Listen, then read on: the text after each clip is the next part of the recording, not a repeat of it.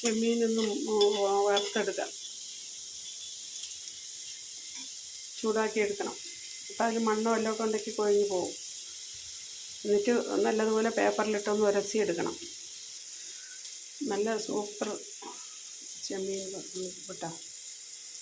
പിന്നെ ഇങ്ങനെ ചൂടാക്കി എടുത്തിട്ട് ഒന്ന് പേപ്പറിലോ മറത്തിലോ ഇട്ടൊന്ന് ഉരസി എടുത്തു കഴിഞ്ഞാൽ അതിൽ മണ്ണോ പൊടിയോ ഒക്കെ ഉണ്ടെങ്കിൽ അങ്ങ് പോയി കിട്ടും.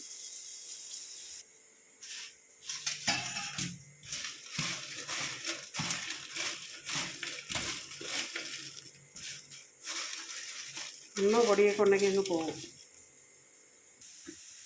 ലേശം മഞ്ഞൾപ്പൊടി, ലേശം മല്ലിപ്പൊടി, കാശ്മീരി മുളക് പൊടി, സാദാ മുളക് പൊടി, നല്ല ജീരകം, ഇത്രയും ഇട്ടൊന്ന് മിക്സ് ചെയ്യണം. പച്ച വെളിച്ചെണ്ണ ഒഴിക്കണം.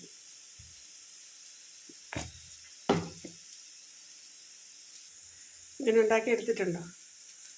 പൊടികളെല്ലാം ചേർത്തിട്ട് ഇങ്ങനെ എണ്ണ ഒഴിച്ച് റെഡിയാക്കി എടുത്താൽ നല്ലതാണ്. ചോറ് കഴിക്കാനും പുഴുക്ക്, മരച്ചീനിയൊക്കെ പുഴുങ്ങുമ്പോൾ പുഴുക്ക് കഴിക്കാനും എല്ലാത്തിനും നല്ലതാണ്.